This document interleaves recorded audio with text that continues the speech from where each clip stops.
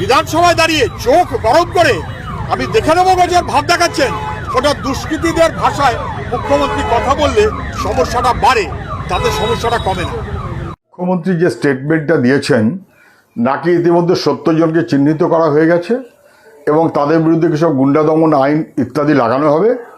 আমি জানি না উনি রং, বর্ণ, ধর্ম এইসব দেখে রাজনৈতিক উদ্দেশ্যে যদি কিছু করতে চান, তাহলে মানুষ কিন্তু ছেড়ে কথা বলবে না।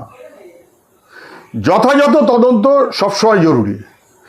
হামলার বিরুদ্ধে আমরা, কিন্তু তার আগে মনে রাখতে হবে, সরকারকেও মনে রাখতে হবে, এই কদিন আগেই তো কাকে জিহাদি বলে দিচ্ছেন, এফআইআরে নাম থাকা লোককে নির্দোষ বলে দিচ্ছেন। ফলে ওরা সব কথার যথার্থ এটা মনে করার কোনো কারণ নেই মুখ্যমন্ত্রীর। দিল্লিতে দেখেছেন কিভাবে পুলিশ নিরীহ ছাত্রদের উপরে তারা প্রতিবাদ করতে গেছে, তাদের ভবিষ্যতের জন্য। ধর্মেন্দ্র প্রধান অপরাধ করছে, অসভ্যতা করছে, তার বিরুদ্ধে তার উপরে কিভাবে পুলিশের নির্মম আক্রমণ, লাঠি, গুলি, পেলেট গুলি, জলকামান, একের পর এক। ফলে বুঝে সুঝিয়ে যেন চলেন। যেভাবে পুলিশ গোটা দেশে ছাত্রদের উপরে নিপীড়ন করছে, ছাত্রদের মধ্যে রাগ স্বাভাবিক, তা সত্ত্বেও কালকে শান্তিপূর্ণ ছাত্রদের মিছিল, তাতে যদি এজেন্ট প্রভোকেটর কেউ থাকে, কারা এজেন্ট প্রভোকেটর, কে এজেন্ট প্রভোকেটরদের পাঠিয়েছিল, শুভেন্দুবাবুকে সেটা চিহ্নিত করা জরুরি। সেটা না করে রাজনৈতিক কোনো উদ্দেশ্য যদি সিদ্ধ করতে চান, তাহলে কিন্তু গোটা বাংলা, গোটা ভারতবর্ষ তা মেনে নেবে না। এটা উনি মনে রাখেন। শুক্রবারের লোকেরা আবার কি করে দিল? মুখ্যমন্ত্রী বলছেন এত জোর গলায়, শুক্রবার সব ছাড় আছে, ওই শুক্রবারের লোকেরাই করেছে, চিহ্নিত করেছি, এদের সঙ্গে নিটের কোনো সম্পর্ক নেই। শেষমেশ তাহলে এডুকেশন মিনিস্টার ধর্মেন্দ্র প্রধান ইস্তফা দিল। I am resigning from my post as education minister. It is for personal reasons. I thank everyone for the opportunity. স্টুডেন্টের জয় হয়েছে, তবে এই লড়াইটা কিন্তু এতটা সহজ ছিল না। শুধু যে নেতা মন্ত্রীদের সাথে লড়তে হচ্ছে তা নয়, সোশ্যাল মিডিয়ায় কিছু এই ধরনের মানুষের সাথেও লড়তে হয়েছে। আপনার যদি মেরুদণ্ড থাকে তাহলে ছাত্রদের পাশে দাঁড়ান, ভিডিওগুলো দেখুন, ছাত্র আন্দোলনের ভিডিও। বাহ, দেখছেন?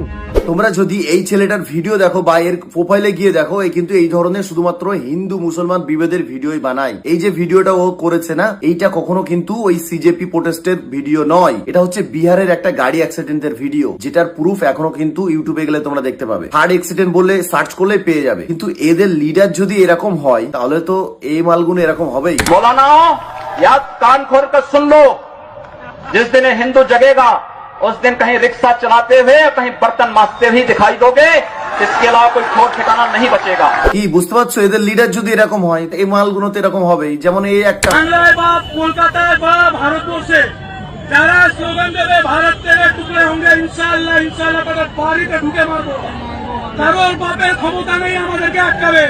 এই ধরনের যে মানুষগুলো না, এদের মাথায় গোবর ভরা, এদের মাথায় ভরে দিয়েছে যে হিন্দু মুসলমান, হিন্দু মুসলমান তোমার বাঁশ দিতে আসছে, তোমরা আগে থেকে সাবধান হয়ে যাও। দেশদ্রোহী কার্যকলাপ, মুসলমান দেশদ্রোহী কার্যকলাপ করে, বুঝতে পারছো? এদের মাথার ভেতর শুধু এইসবই চলে, কখন এই মুসলমানদের সাথে ভাই দাঙ্গা করবো। সত্যিকারের যে ধর্মগুরু, তার কিন্তু এই ধরনের কথাবার্তা নাই। সে अपने धर्म को श्रेष्ठ मान करके दूसरे धर्म की निंदा करता है, वो कोई धर्मात्मा नहीं, वो अज्ञानी है जो लड़ाई झगड़ा करता है।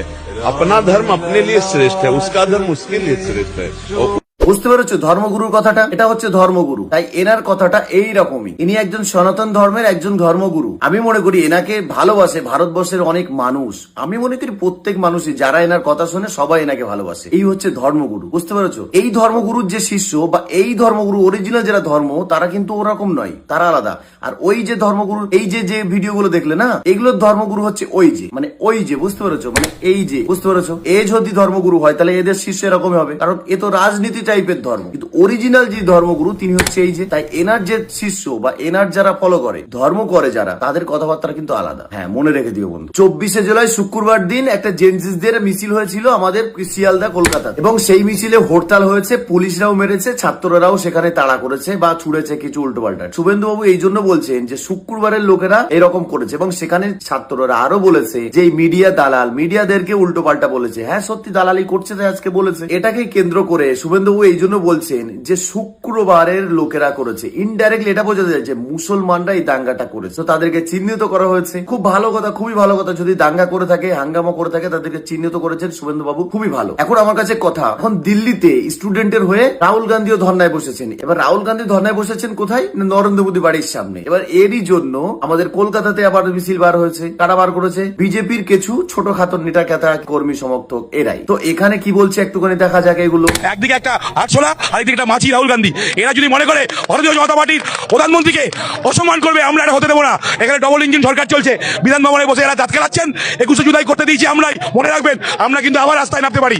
কদিন আগে সরকারে এসেছি, বুঝিয়ে দেবো একদম। বলছি রাহুল গান্ধী ধর্নায় বসেছে, এখানে প্রধানমন্ত্রীর অসম্মানটা কিভাবে হলো? আর তাছাড়াও 21শে জুলাই করতে দিয়েছি আমরা। আরে আইনের কাছ থেকে নিয়েছে, তোমরা ভাই কোথাকার? তুমি 21শে জুলাই করতে দেবে অমুক রোড বন্ধ করে? লিটটা যে দিয়েছিল ওটা তো কিসের জ্বালাটা কিসের? কি জন্য প্রধানমন্ত্রীর বাড়িতে যাবে? ও প্রধানমন্ত্রীর বাড়িতে যাবে, কলকাতায় ঢুকুক, ও তারপরে বুঝতে পারবে। ও যদি এক বাপে জন্ম হবে না, কলকাতায় চামড়া গুটিয়ে ওকে পাঠাবো দিল্লি, ওর চামড়া গুটিয়ে দেবো, রাহুল গান্ধীর চামড়া।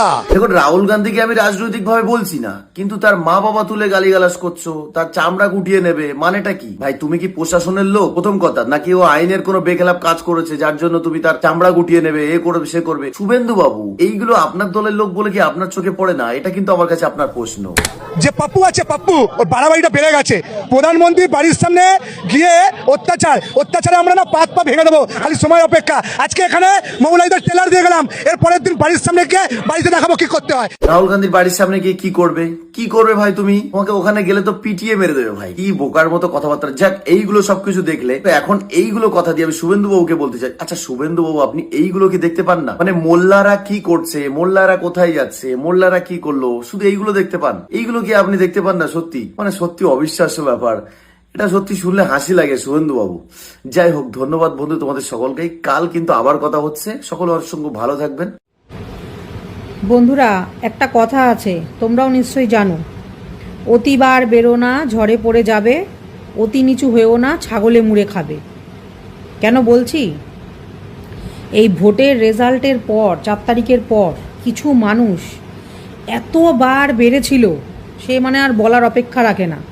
যেখানে খুশি গিয়ে ভাঙচুর করছে, যাকে খুশি তাকে মারছে, বাড়িঘর জ্বালিয়ে দিচ্ছে, যা ইচ্ছা তাই করছে। মানে ক্ষমতা হাতে এসে গেছে, মানে নিজেকে ধরাকে সরা জ্ঞান করছে। ঠিক আছে? তো এখন কি হচ্ছে চারিদিকে?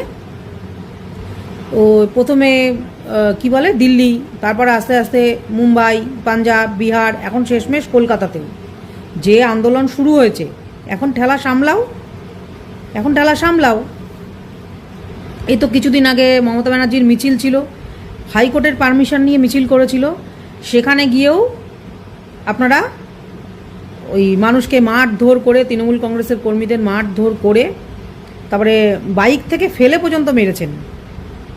তো সেখানে পুলিশ নীরব, কিচ্ছু করেনি। তো সেটাই বলছি, এখন কেমন লাগছে? তো এখন কেন বসে আছেন? এখনও চলে যান। এখন চারিদিকে এত আন্দোলন হচ্ছে, জায়গায় জায়গায় আন্দোলন হচ্ছে। এখন আপনারা পতাকা হাতে নিয়ে এখন ওই ছাত্র আন্দোলনের মধ্যে ঢুকে যান।